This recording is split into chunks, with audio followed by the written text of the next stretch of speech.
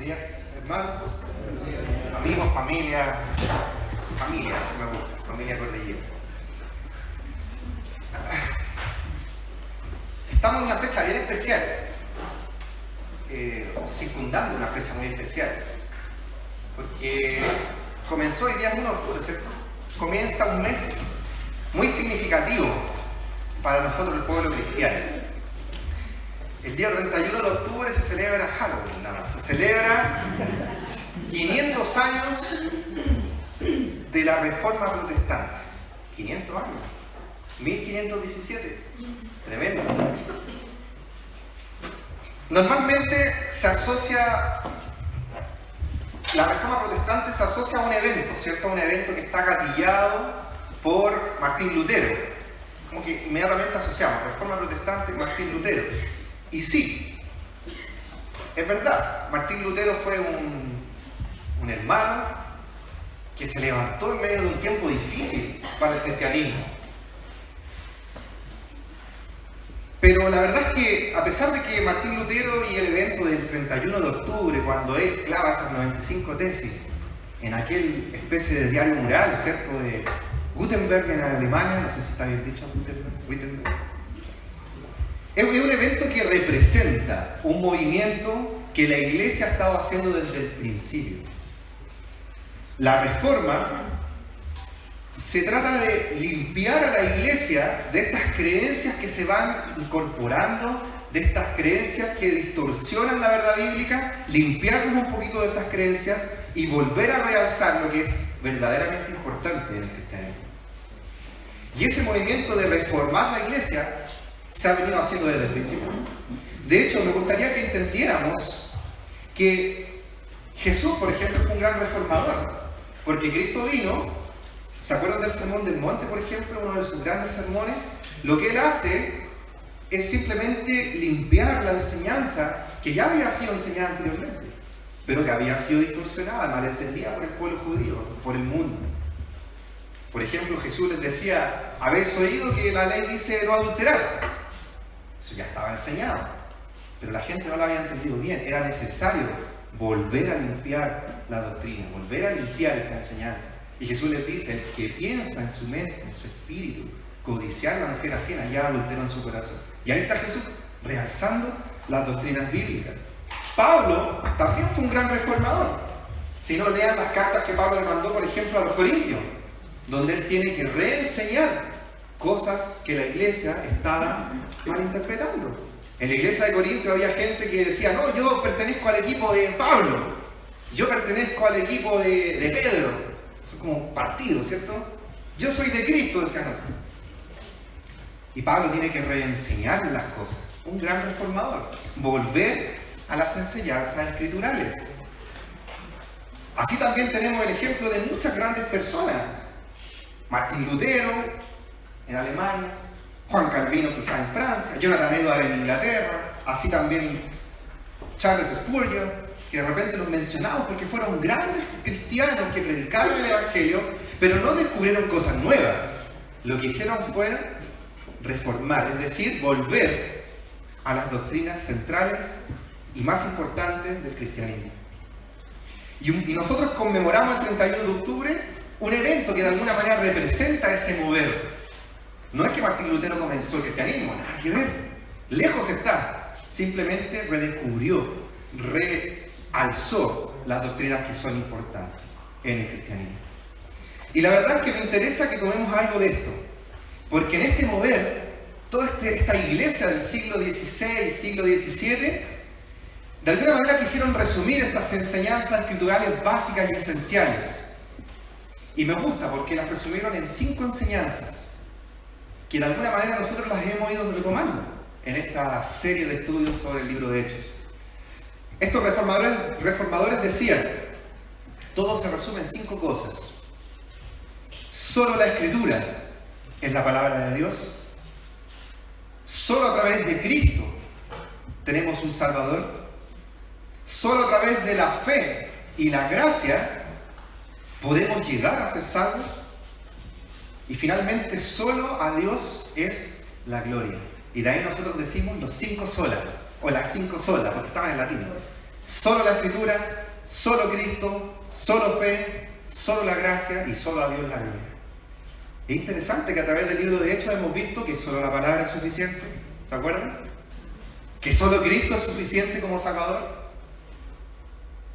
Y no curiosamente, sino que gracias a Dios hoy día vamos a ver dos grandes cosas en un hito. Que solo la fe y solo la gracia son suficientes para ser salvos. Qué simple. Qué simple. Yo creo que la reforma tiene que continuar hoy en el siglo XXI. Y nosotros somos la iglesia. Nosotros tenemos entonces que limpiarnos de aquellas cosas que no están bien y volver a realzar lo que es importante. Así que el día de hoy los invito a abrir su Biblia en Hechos capítulo 15 y vamos a seguir este estudio que estamos haciendo del libro de Hechos. Ya estamos ahí en la mitad. Hechos capítulo 15 y vamos a dar lectura del versículo 1 en estos momentos hasta el 6.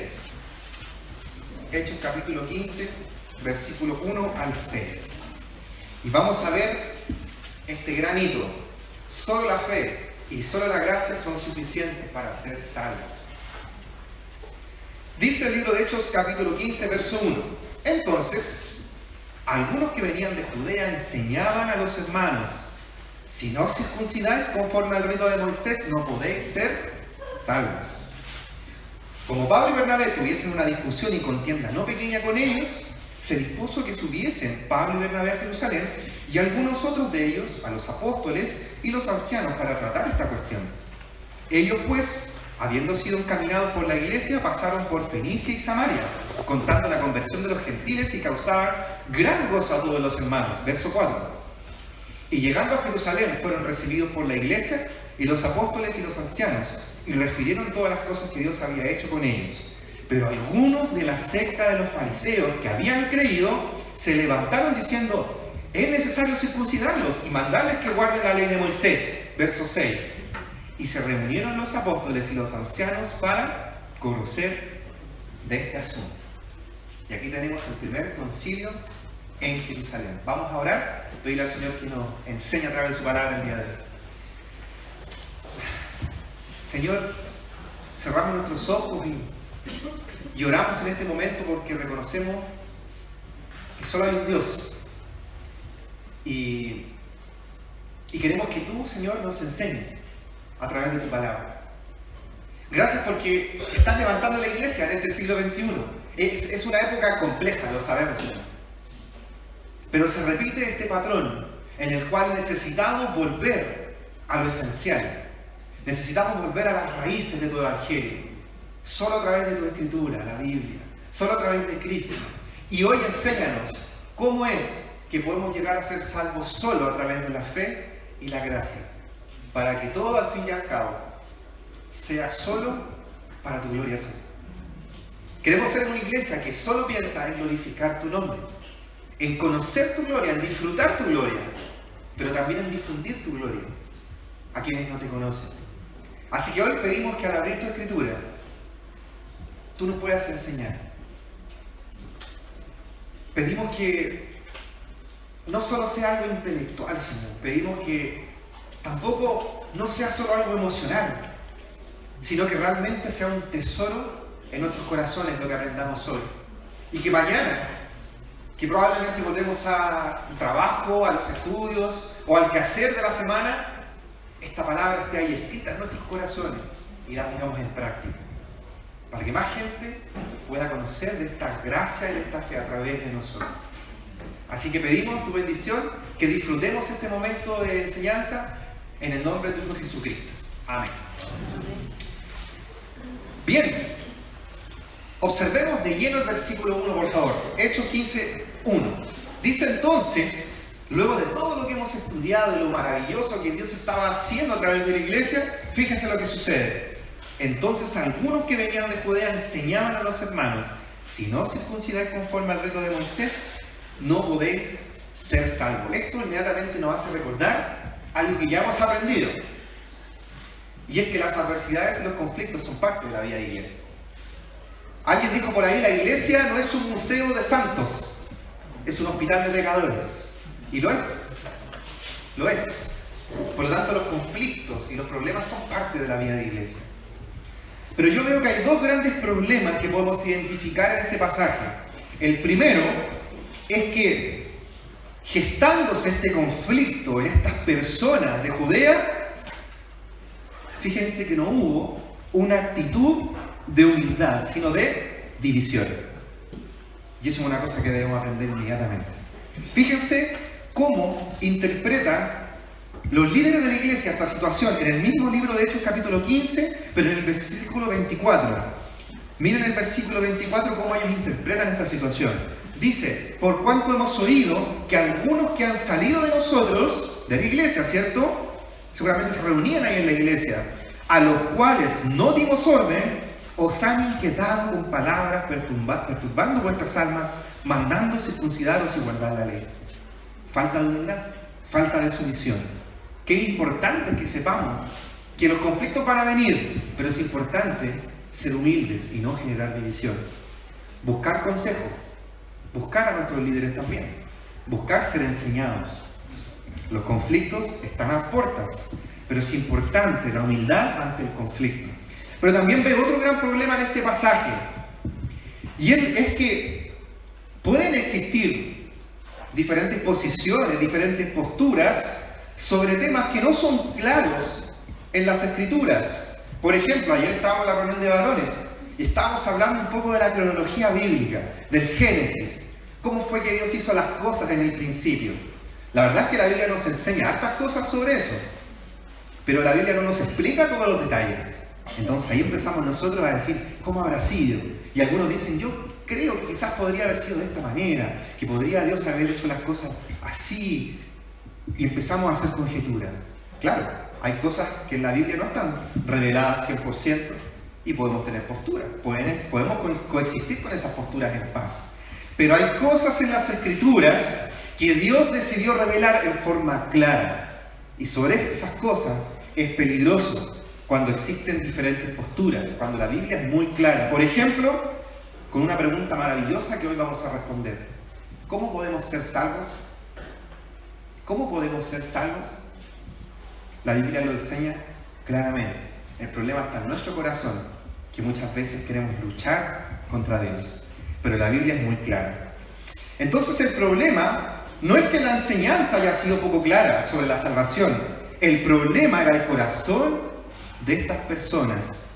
Un corazón idólatra que no quería aceptar la soberanía de Dios sobre la salvación y luchaban contra Dios. Y eso es lo que vamos a ver el día de hoy. Y es precisamente lo que vemos en Hechos capítulo 15, versículo 1. Y vamos a entonces hacer una profundización en algo que ya nosotros hemos revisado. De hecho, vamos a movernos a Hechos capítulo 11. Vamos a Hechos capítulo 11. ¿Se acuerdan que esto no es primera vez que sucede en la iglesia? Esto de Hechos capítulo 15 no es primera vez en la historia de la iglesia del libro de Hechos. Fíjense en Hechos capítulo 11, versículo 1, 2 y 3. Dice, oyeron los apóstoles y los hermanos que estaban en Judea que también los gentiles habían recibido la palabra de Dios. ¿Se acuerdan de eso? Y cuando Pedro subió a Jerusalén, disputaban con él los que eran de la circuncisión. Fíjense en eso, los que eran de la circuncisión, diciendo, ¿por qué has entrado en casa de hombre incircunciso y has comido con ellos?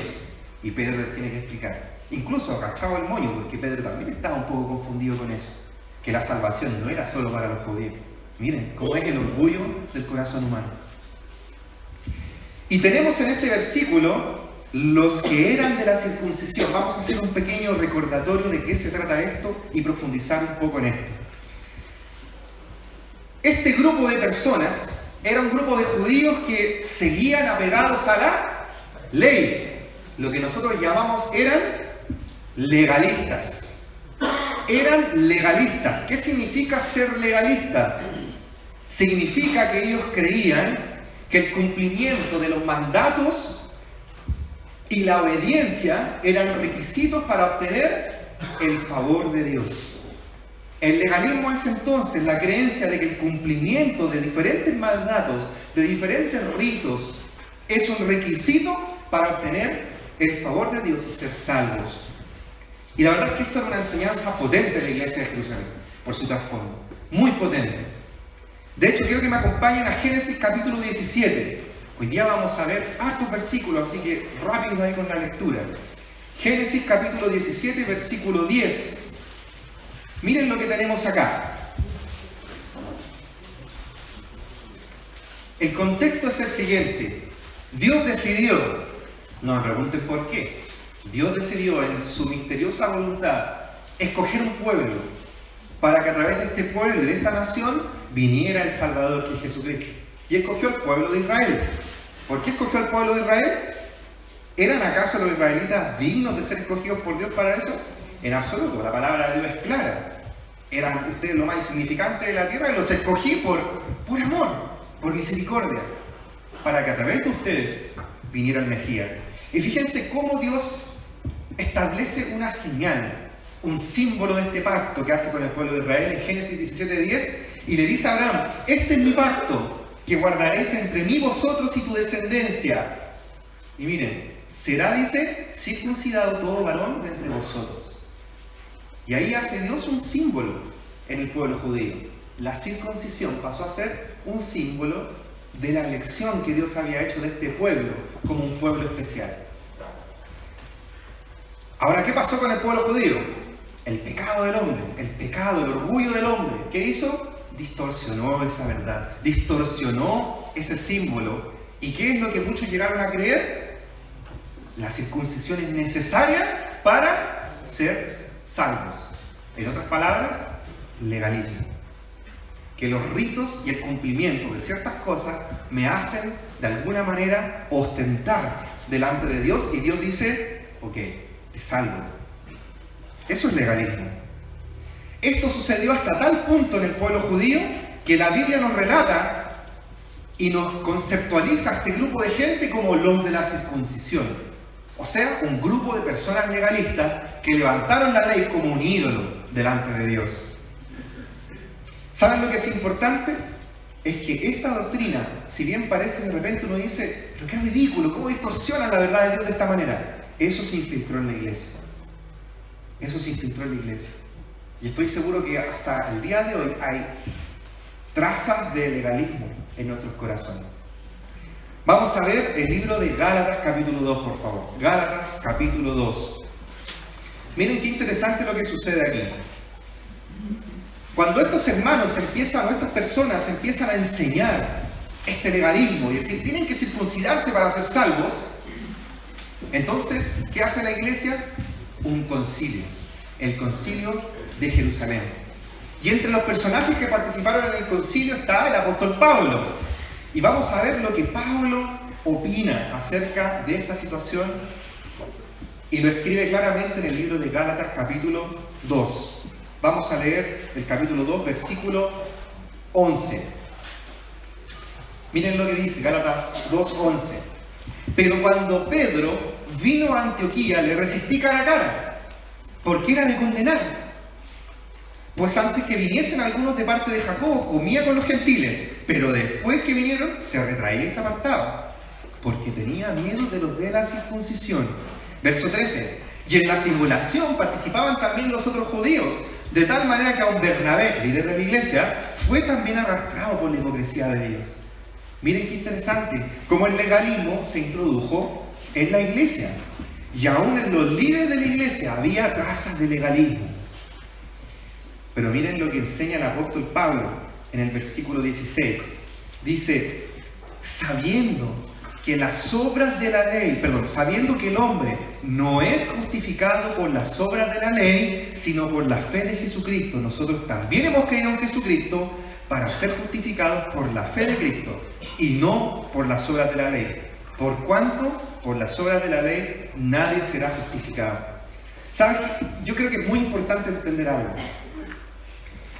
Que todos somos propensos a caer en el legalismo, porque es muy tentador. ¿Saben en qué sentido es tentador el legalismo? En que el legalismo da un espacio para la existencia, como se dice, de una sinergia entre Dios y el hombre. ¿Qué significa esto? El legalismo abre un espacio para decir: yo como ser humano tengo algo que aportar en la salvación. Y eso es tentador, porque nos gusta tener el control de todas las cosas. Nos gusta, ayer veíamos en la reunión de hombres, nos gusta ese atributo que es de Dios, la soberanía. Y orquestamos nuestros planes y de repente vienen cambios en nuestra vida y nos enojamos. Queremos ser soberanos. Sin embargo, Dios nos recuerda, yo soy soberano. Yo soy el gran tejedor, como diría alguien. Yo soy el que orquesta las cosas en el mundo. Entonces el legalismo es tentador, porque de alguna manera dice, yo puedo esforzarme, yo tengo que hacer algunas cosas para obtener el favor de Dios. Y ahí yo tomo preponderancia. Es tentador. Por eso el legalismo estuvo incluso en el corazón de algunos líderes de la iglesia. Pero el versículo 16 es tan claro, hermano. Dios destruye el legalismo porque la única manera de ser salvos es la fe en Cristo. Y ahí está el hito. Solo la fe es suficiente para ser salvos. No somos salvos por la ley, no somos salvos por cumplir un montón de requisitos. Somos salvos única y exclusivamente por la fe en Cristo. Y aquí viene una pregunta. ¿Se puede obtener el favor de Dios de otra manera? ¿Se puede obtener el favor de Dios de otra manera, hermano? Y aquí aparecieron los hombres de la Reforma. Y quiero volver a hacer un paréntesis. Y ahora sí quiero contarles un poquito la historia de Martín Lutero, porque es bien interesante. Cómo él se hizo esta pregunta. Y el Señor le enseñó claramente a través de su palabra. No hay otra forma de obtener el favor mío, solo a través de la fe en Cristo. Cuenta la historia que Martín Lutero tenía un gran problema con la culpa. Algunos de hecho plantean que Martín Lutero era una especie de trastornado obsesivo, compulsivo con la culpa. Tanto así que se hizo monje católico, agustiniano, así de los más rudos. Cuenta en su biografía y en los libros que biografiaron a Martín Lutero que él se confesaba por horas. En algunos casos hay algunas anécdotas de Martín Lutero confesándose varias horas, se iba para la casa y en el camino se acordaba de otro pecado y volvía a confesarse. Tenía un gran peso por la culpa. Y la verdad es que Martín Lutero, creo yo, tenía mucha conciencia de la santidad de Dios. Por eso no podía estar en paz. Era consciente de la santidad de Dios y de su propio pecado.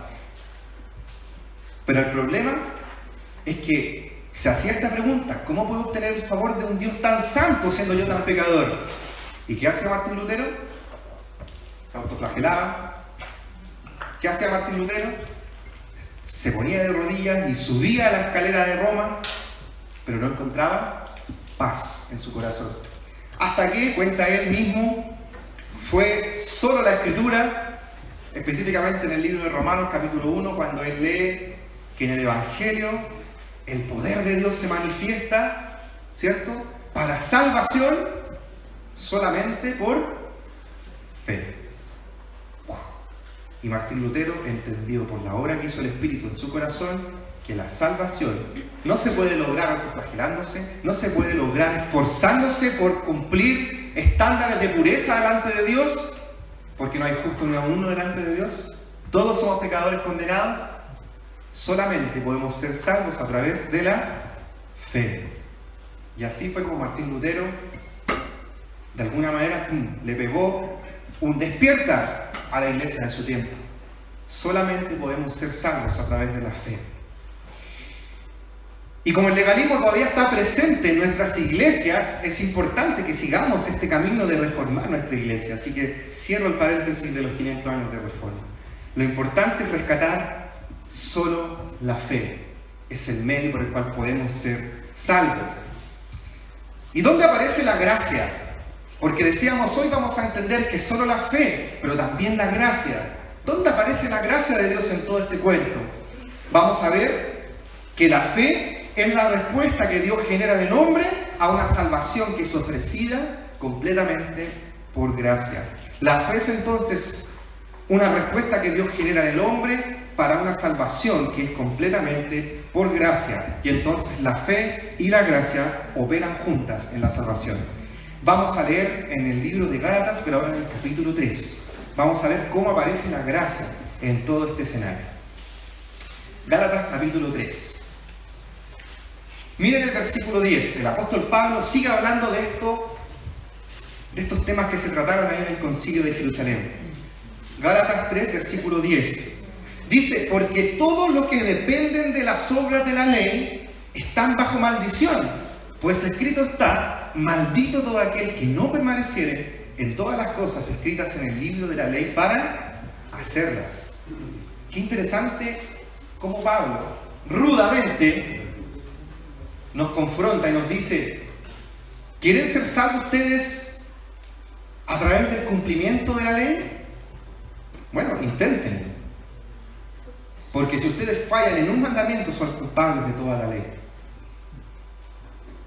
¿Podemos ser salvos a través del cumplimiento de la ley? Miren lo que dice Gálatas 3, el versículo siguiente, 11. Y que por la ley ninguno se justifica para con Dios. Es evidente, porque el justo por la fe vivirá. ¿Es posible ser justificados por el cumplimiento de la ley? No en absoluto. Y Pablo en otra de sus cartas, al libro de Romanos, les dice, capítulo 3, porque no hay justo ni aun uno, no hay quien busque, no hay quien entienda a Dios. Todos se apartaron, todos somos pecadores delante de Dios.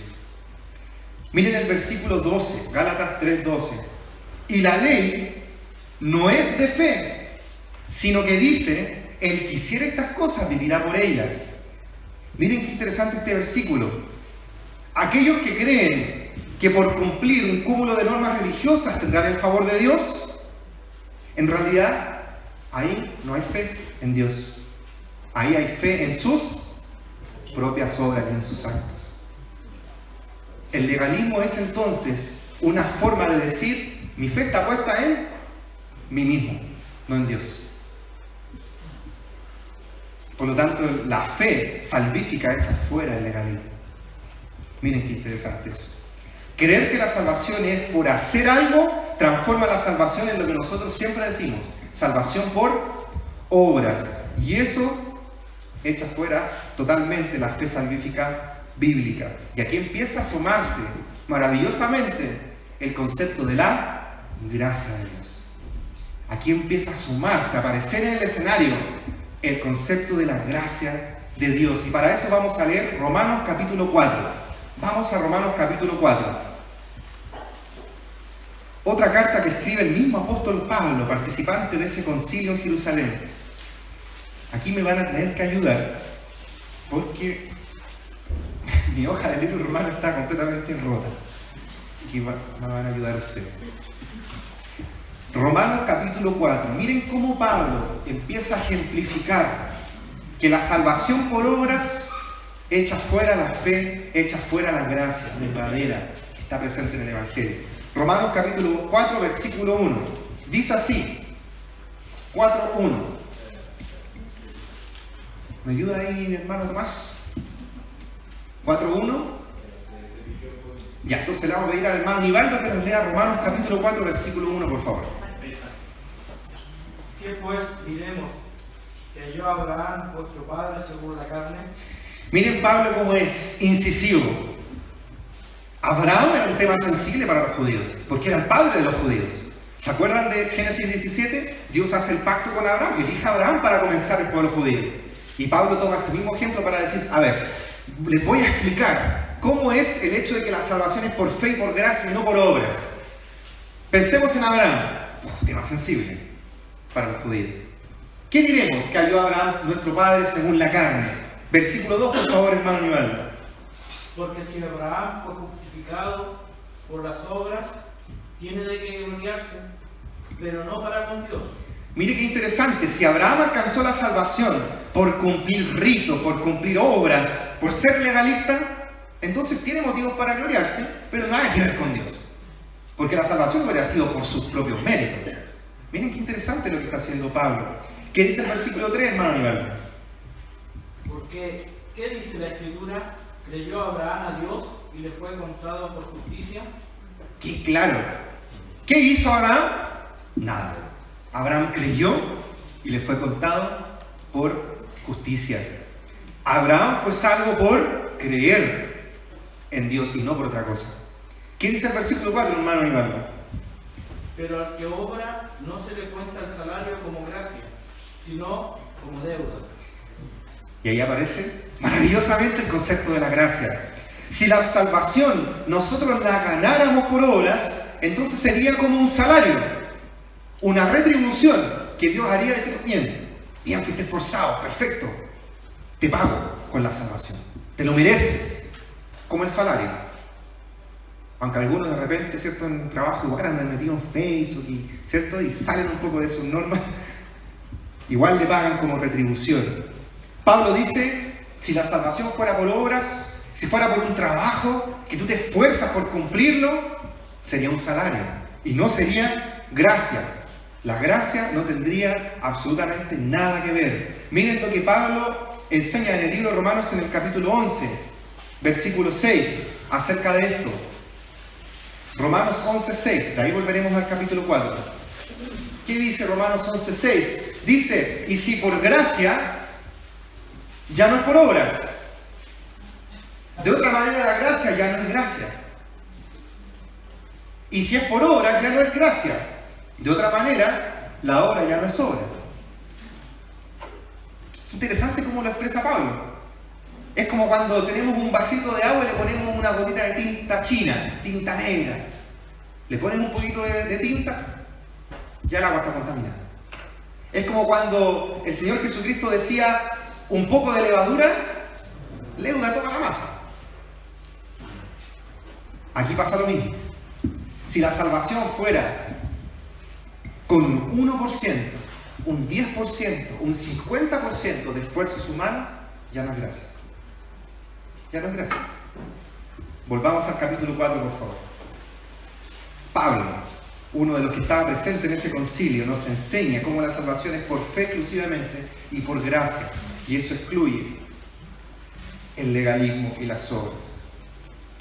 Versículo 10, capítulo 4, versículo 10, hermano Leonardo, por favor.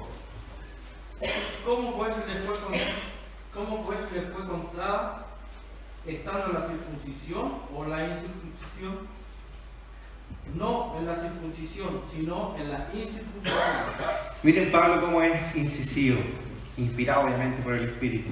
Y toma un ejemplo para explicar cómo es que Abraham fue salvo. Miren, y toma el ejemplo de la circuncisión. ¿Coincidencia? En absoluto. Pablo ya había aprendido que eso fue una doctrina que se metió en la iglesia. Y lo toma años después para escribir esta carta a los romanos. Y les dice, ¿Abraham fue salvo por cumplir un rito? ¿Fue salvo porque se circuncidó y obedeció y se esforzó durante toda su vida para agradar a Dios a través del cumplimiento de la ley? ¿Qué dice el apóstol Pablo? No en la circuncisión, sino en la incircuncisión. ¿Y qué dice el versículo siguiente, hermano Aníbal? 11. Y recibió la circuncisión como señal, como sello de la justicia, de la fe que tuvo estando aún incircunciso, para que fuese padre de todos los creyentes no circuncidados, a fin de que también a ellos la fe les sea contada por justicia. Hermanos, Abraham fue salvo por fe. Y la obediencia a Dios, las obras que Abraham hizo, los resultados que hubo en el corazón de Abraham, los frutos de Abraham, fueron un sello, fueron una consecuencia de la fe salvífica en su vida. No estamos diciendo que las obras no son importantes, estamos diciendo que hay que colocarlas en el lugar adecuado, como fruto, como resultado de un corazón que es salvado exclusivamente por fe y por gracia. Entonces la salvación no es un salario, hermano. La salvación no es un salario. La salvación no es una retribución. La salvación es completamente por fe y por gracia. Un regalo inmerecido por parte de Dios. Volvamos al libro de Gálatas. Veamos cómo cómo Pablo concluye, inspirado por Dios, claramente, en el libro de Gálatas, pero ahora en el capítulo 5. Profundizamos un poco en esto que ya estuvimos revisando domingos atrás. Miren la conclusión de Pablo en el capítulo 5, versículo 2. Gálatas 5:2. Dice así: He aquí, yo Pablo, os digo que si os circuncidáis, miren, hasta en la iglesia de Galacia estaba metido el tema de la circuncisión. Es que el legalismo se mete en el corazón humano. Bueno, leámoslo. He aquí, yo Pablo, os digo que si os circuncidáis, de nada os aprovechará Cristo. Verso 3. Y otra vez testifico a todo hombre que si circuncida, entonces está obligado a guardar toda la ley. Si quieres ser salvo por obra, guarda toda la ley. No seas hipócrita. A Pablo me lo imagino un poco enojado. Pero miren lo que dice en el versículo 6. Destruye el legalismo con el evangelio de la gracia. Versículo 6.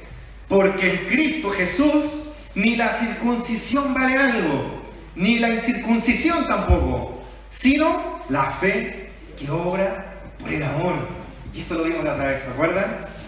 Hasta aquí pareciera que como el legalismo no es el medio para ser salvos, entonces desechemos la ley de Dios. Desechemos el cúmulo de mandamientos que tenemos en la Biblia. Pero no es así. No es así. Dios nos salva no para desechar la ley y los mandamientos. Dios nos salva para que la ley y los mandamientos de Dios sean un fruto en el corazón del creyente. Como dice acá el apóstol Pablo, una fe que obra por el amor. ¿Cómo Dios puede hacer que un ser humano que está lejos de Dios, que es pecador, pueda amar la ley de Dios? Solo Dios lo puede hacer. Solo el evangelio de la gracia lo puede hacer en nuestros corazones. Las obras son importantes, hermano. Son importantes, pero provienen de un amor a Dios. La ley no es entonces contraria a la fe, no es contraria a la gracia, no son enemigos, como muchos han querido decir.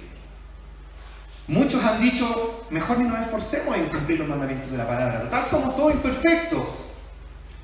¿Ese es el pensamiento que debe haber en el corazón de un creyente? En absoluto. Dios obra en nuestros corazones para que amemos su ley.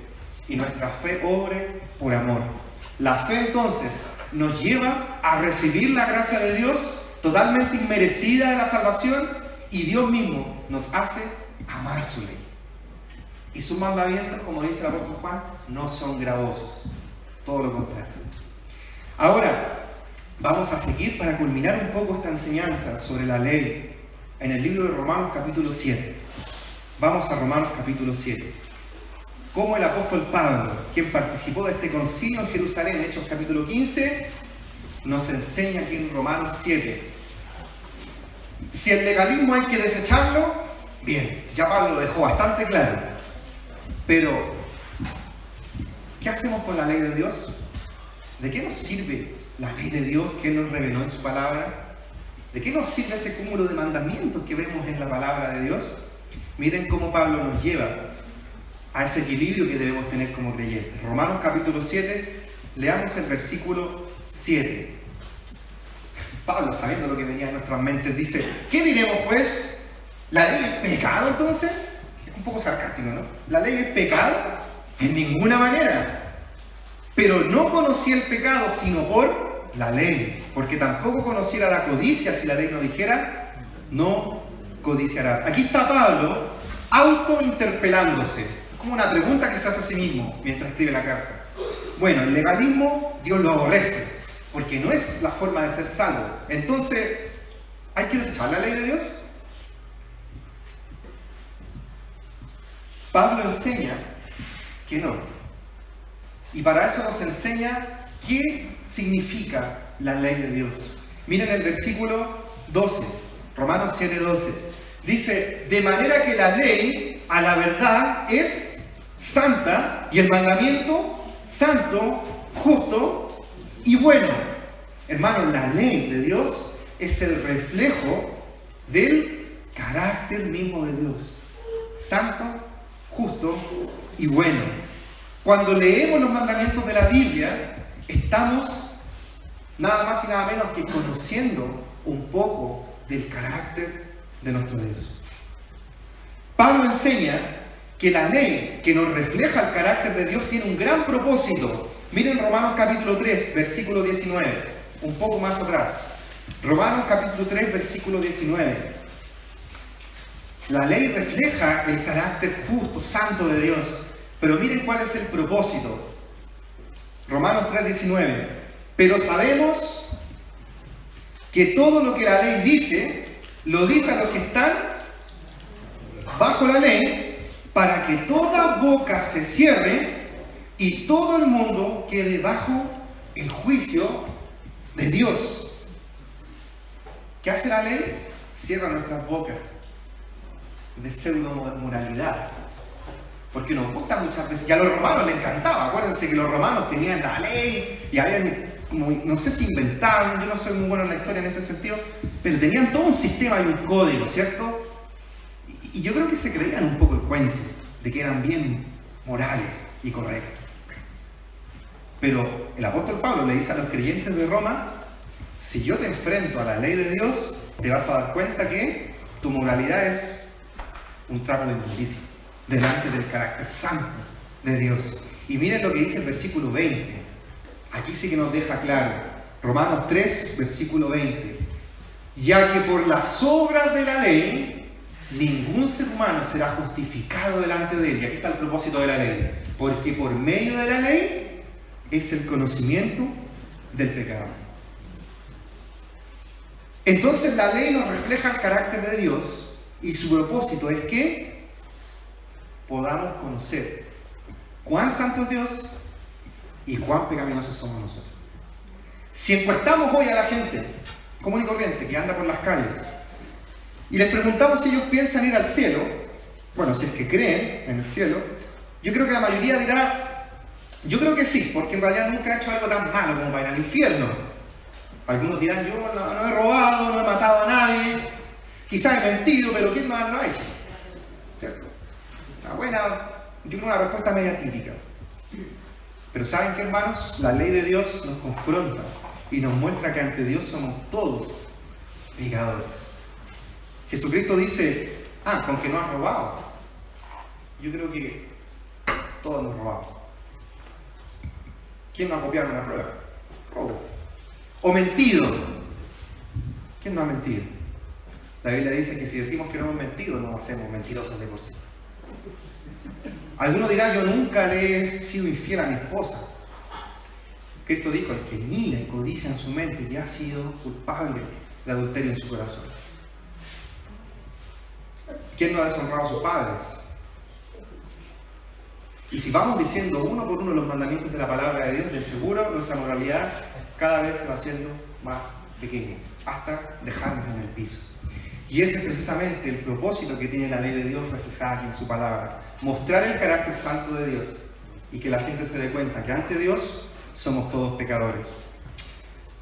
Entonces, como dice Romanos capítulo 7, verso 12, la ley es a la verdad santa y el mandamiento santo, justo y bueno. Es el reflejo del carácter de Dios y por lo tanto es importante que conozcamos la ley de Dios. Hermano, cuando usted lea la palabra de Dios, lea el libro de Levítico, cuando habla los mandamientos que Dios le dio al pueblo judío, trate de conocer, de extraer los atributos de nuestro Dios a través de sus mandamientos. Cuán santo es Dios, cuán supremo es Dios, cuán justo es Dios, cuán justa es la ira de Dios. Porque a veces también nos conmocionamos cuando Dios permite que el ser humano sufra un justo castigo. Pero la ira de Dios también es justa. Los invito a volver al libro de Hechos, capítulo 15, hermano.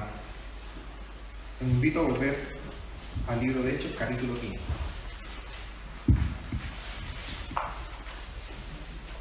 Hechos, capítulo 15. ¿Qué pasó entonces cuando deciden hacer este concilio para conversar estos temas, el legalismo introducido en la iglesia? Vamos a leer Hechos capítulo 15 del versículo 6 en adelante. Dice: bueno, y en este contexto se reunieron los apóstoles y los ancianos para conocer de este asunto. Verso 7. Y después de mucha discusión, Pedro se levantó y les dijo: varones hermanos, vosotros sabéis cómo ya hace algún tiempo que Dios escogió que los gentiles oyesen por mi boca la palabra del Evangelio y creyesen. 8. Y Dios, que conoce los corazones, les dio testimonio dándole el Espíritu Santo lo mismo que a nosotros. Y ninguna diferencia hizo entre nosotros y ellos, purificando por la fe sus corazones. Ahora pues, ¿por qué tentáis a Dios poniendo sobre la cerviz de los discípulos un yugo que ni nuestros padres ni nosotros hemos podido llevar? Y miren el versículo clave, verso 11. Conclusión. Antes creemos que por la gracia del Señor Jesús seremos salvos, de igual modo que ellos. Hermanos, la sola gracia, la sola fe es el distintivo del cristianismo. Es el distintivo del cristianismo. Ya que el hombre está enteramente condenado delante de Dios y la ley de Dios lo deja en claro, la salvación no puede ser adquirida por ningún esfuerzo ni mérito. En buen chileno, chao legalismo, ¿no? Chao legalismo. Adiós. No tiene nada que hacer el legalismo en nuestras vidas. La gracia es tan distintiva, hermanos, del cristianismo. Les quiero leer un trozo de un libro que estuve leyendo sobre la gracia y cómo la gracia es distintiva del cristianismo. Miren, dice así: el budismo tiene un sistema de 8 pasos para llegar a liberar al hombre de sus deseos egoístas en esta vida. Pasos. El hinduismo tiene la ley del karma, ¿cierto? Un sistema de purificación continua que puede durar años o mucho tiempo, pero basada en esfuerzos humanos para finalmente unirse con el Brahma. Esfuerzos humanos. El judaísmo, que lo vemos acá, permanece creyendo que la salvación es a través de las obras de la ley. Esfuerzos humanos. En el Islam también hay un código de comportamiento que Alá observa para salvar o condenar. Esfuerzos humanos. Solamente en el cristianismo se encuentra la idea de que todos los esfuerzos humanos son un trapo de inmundicia delante de nuestro Dios. Y que la salvación es solamente por gracia y por fe de principio a fin. Como dijo el apóstol Pablo, en el Evangelio se ve la justicia de Dios para salvación. Para todo aquel que cree, por fe, de principio a fin. Y las buenas obras, hermanos, el resultado, el andar en la ley de Dios, es un fruto de un cambio que solo Dios puede hacer en nuestros corazones a través del Evangelio. Quiero terminar solamente leyendo el desenlace de la historia en Hechos capítulo 15. Vamos a Hechos capítulo 15 y leamos el desenlace de la historia. Hechos 15, versículo 22 en adelante. El resto del pasaje lo leen ustedes ahí en sus casas, hermanos, si es que no lo han leído ya. Hechos capítulo 15, 22 en adelante dice así: entonces pareció bien a los apóstoles y a los ancianos con toda la iglesia elegir de entre ellos varones y enviarlos a Antioquía con Pablo y Bernabé, a Judas, que tenía por sobrenombre Barsabás, y a Silas, varones principales entre los hermanos, y escribir por conducto de ellos una cartita que decía: los apóstoles y los ancianos y los hermanos, a los hermanos de entre los gentiles que están en Antioquía, en Siria y en Cilicia, un saludo. Salud. 24. Por cuanto hemos oído que algunos que han salido de nosotros, a los cuales no dimos orden, os han inquietado con palabras, perturbando vuestras almas, mandando a circuncidarse y guardar la ley. Nos ha parecido bien, entonces, habiendo llegado a un acuerdo, elegir varones y enviarlos a vosotros con nuestros amados Bernabé y Pablo, hombres que han expuesto su vida por el nombre de nuestro Señor Jesucristo. Así que enviamos a Judas y a Silas, los cuales también de palabra os harán saber lo mismo. Porque ha parecido bien al Espíritu Santo y a nosotros no imponeros ninguna carga más que estas cosas necesarias, que os abstengáis de los sacrificados a los ídolos, de sangre, de ahogado y de fornicación, de las cuales cosas, si os guardareis, bien haréis. Pasadlo bien. Interesante esa frase. Así pues, los que fueron enviados descendieron a Antioquía y reuniendo a la congregación entregaron la carta, habiendo leído la cual se regocijaron por la consolación. Yo creo, hermano, para terminar, porque esto es sencillo, este hito es algo sencillo. Si la salvación dependiera de nuestras obras, yo creo que como iglesia no podríamos dormir tranquilos. No podríamos dormir tranquilos. De hecho, probablemente estaríamos completamente frustrados, porque los errores y los pecados y ese corazón que tenemos que nos inclina hacia el pecado, ¿cierto?, nos hace fallar siempre. Como varones, como esposos, como hijos, padres, como hermanos, como líderes de la iglesia, como parte de la iglesia. Pero la salvación, y esa es la buena nueva, ¿no, hermano?, del Evangelio. La salvación es solo por fe y por gracia. Es un don inmerecido. Los frutos sí, son parte de la vida cristiana, pero son un resultado de esa gracia soberana que Dios ejerce en nuestros corazones por medio del Evangelio. Y por eso, dice el verso 31, por eso podemos recibir consolación en nuestros corazones. Y yo creo que como iglesia podemos estar tranquilos. No para quedarnos en los laureles, hermano, hay que levantarse y predicar el Evangelio, hay que hacerlo. Pero pensando siempre que la salvación es soberana de Dios y es por gracia. Así que los invito a orar y agradecerle al Señor esa buena noticia del Evangelio. Y el hito que aprendimos hoy, que la salvación es enteramente por fe y por gracia.